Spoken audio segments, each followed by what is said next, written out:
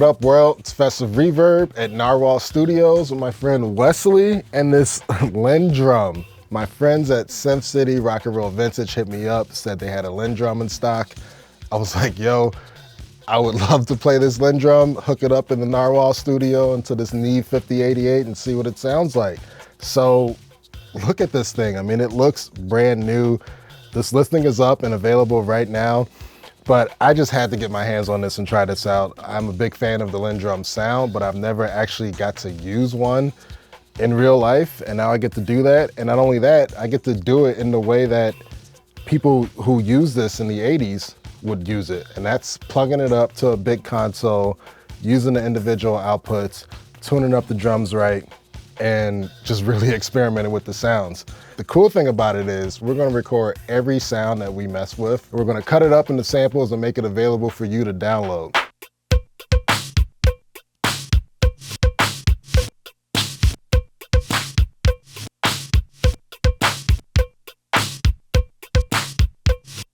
All right, so let's just check this LinnDrum out. This is the LinnDrum LM2. It's not the LM1, which is more rare and more famously used by Prince, but you know, a lot of people don't realize Prince used this as well. There's plenty of information out there that show that Prince used this LinnDrum, and lots of other musicians from the 80s use this LinnDrum, like Sting and Michael Jackson and New Order. The list goes on. But this one is different than the LM2. Same acoustic samples, by the way, but they added a crash and a ride to this. And believe it or not, this was supposed to be the more affordable version.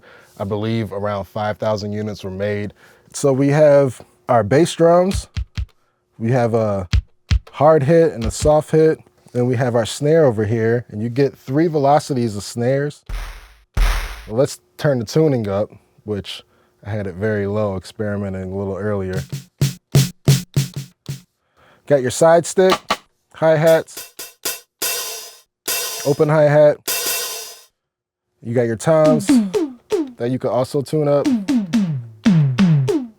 You can go over to percussion, and we got kabasa and the congas. We also got the cowbell. Need more of that, right? Oh, also got that LinnDrum clap, which is another favorite sound of mine.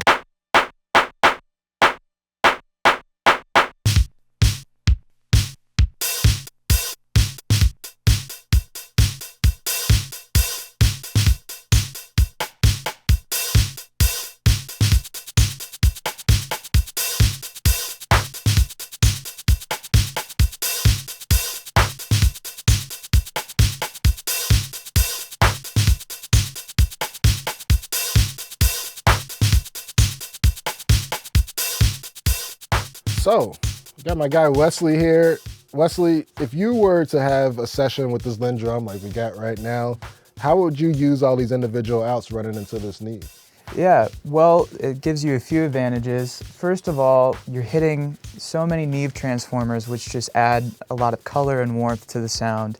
Secondly, I'm able to record each individual output, so if it was the 80s and I was recording to a 24-track tape machine, I would be able to go in the mix process.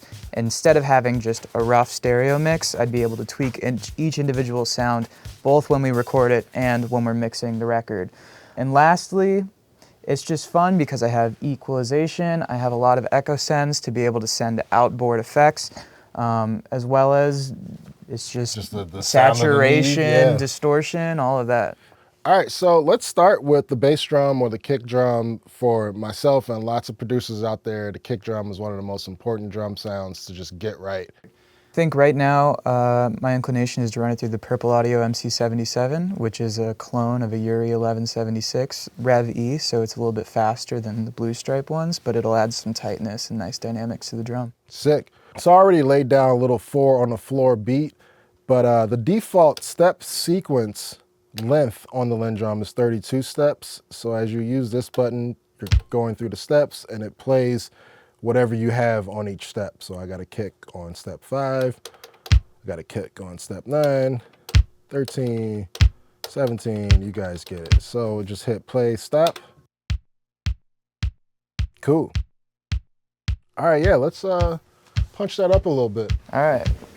So on the Neve, I'm gonna go and maybe add a little bit of sub frequencies around like 35 Hertz. Get that thump going. Sounds pretty good. It sounds pretty good already. And maybe some dynamics control over here. A little bit of compression just to tighten up that drum sound. Yeah. You know, take it out.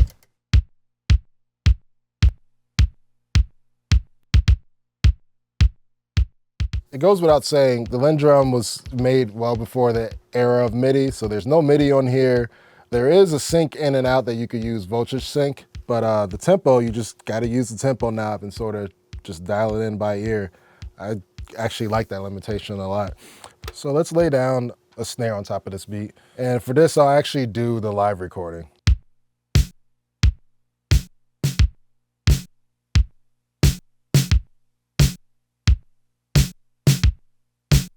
Cool, so for the snare, you do get 3 levels of velocity hits on here. You know, you don't have velocity sensitive pads, but Roger Linn at least thought to throw in a hard snare hit, medium snare hit, and soft.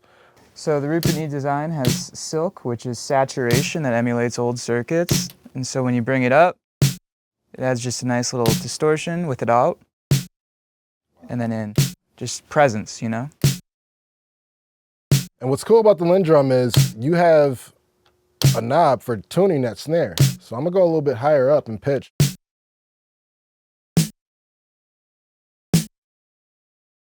That's cool. You can go all the way up until you get not really a snare. But I like going low with the snare tuning. That's like the quintessential LinnDrum sound to me.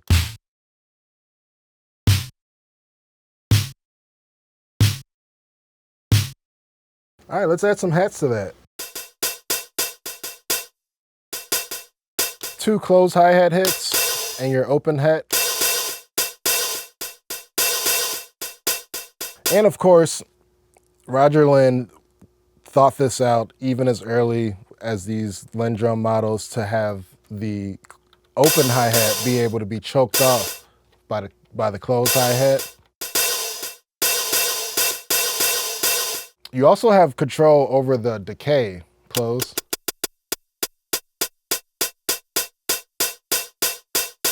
So what did you do to those hi-hats? I just brought in a little bit of EQ, adding some top end, just for that sizzle, that kind of drum machine white noise sound. And I took out a little bit of low end, the region that the snare is occupying, so it sits on top, and that was right around 200 Hertz. So this is in, and this is out.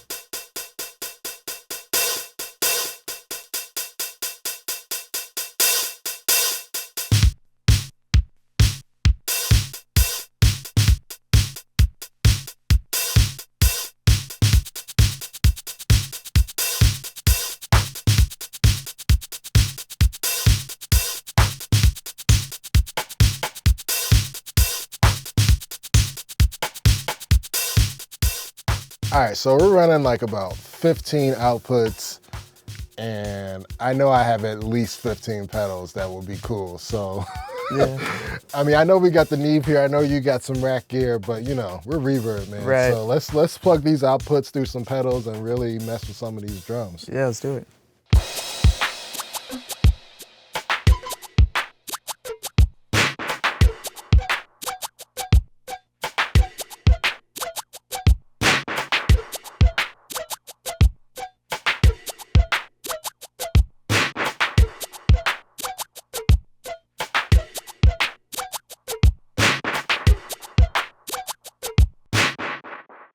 All right, so for this snare, we got that running through the Hologram Electronics Chroma console.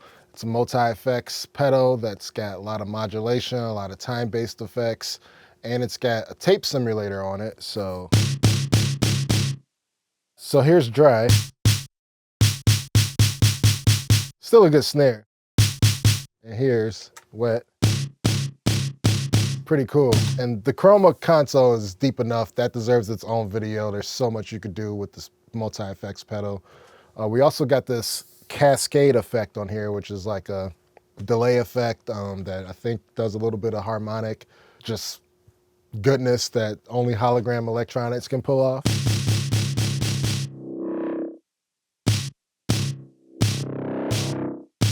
All right, so for the hi-hat, we're going deep into the rabbit hole. We got the Rabbit Hole Effects phaser.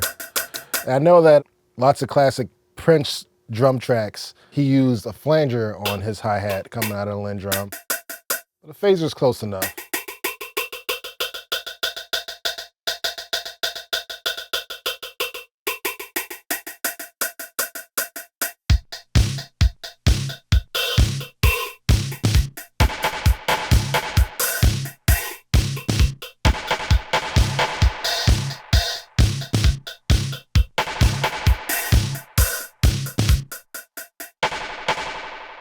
So for the side stick, we're running that through the Catalinbread Bell Epoch Deluxe.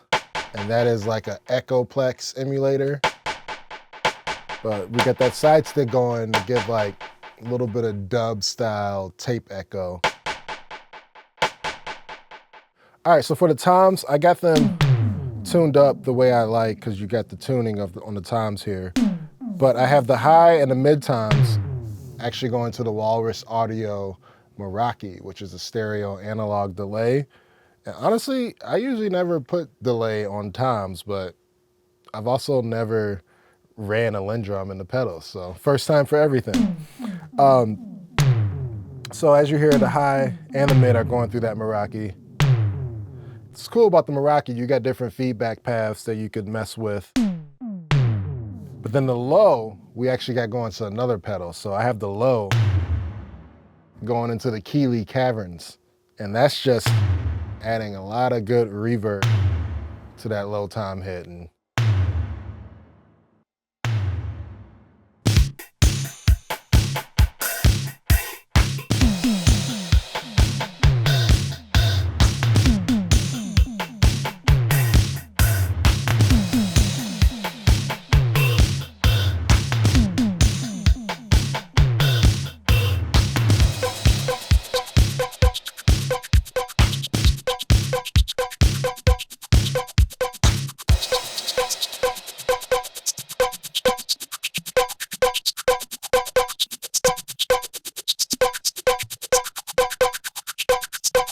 so for the Kabasa, which is another one of my favorite LinnDrum sounds, we're running that through an Earthquaker Devices spatial delivery.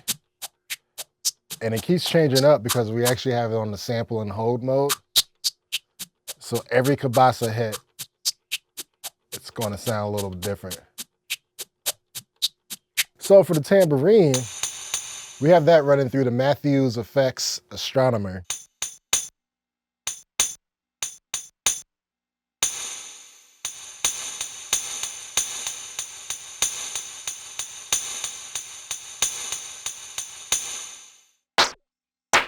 All right, so for this clap, which I was never really a fan of the LinnDrum clap, so I really wanted to spice this up. So I thought, let's put a ring mod on it. And we got the Red Panda Radius for that. It just extends it out a little bit more like 808 style claps like I like. And we have this Electro Harmonics Intelligent Harmony Machine. We just thought, what the heck, let's just run the cowbell through this pedal and see what it sounds like. This actually sounds more like the synthesized cowbell from drum machines after this.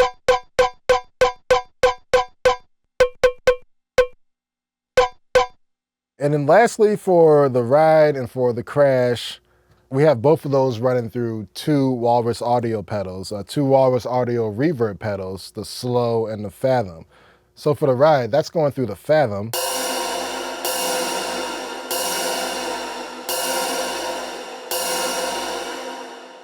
So let's check the crash out. We have that going through the Walrus Audio slow reverb pedal.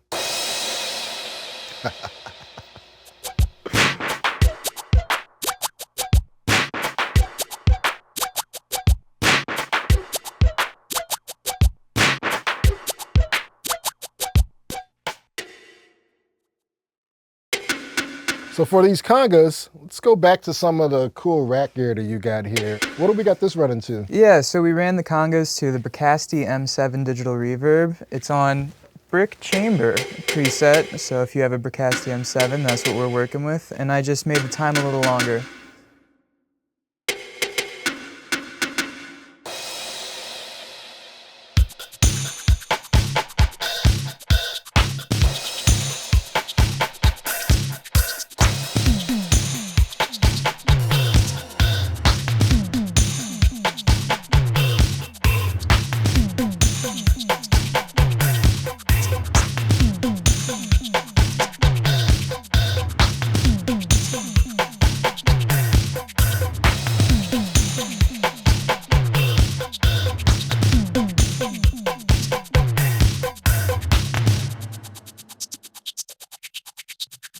Well, that was so much fun, especially for my first time using a LinnDrum and first time using an engineer like this.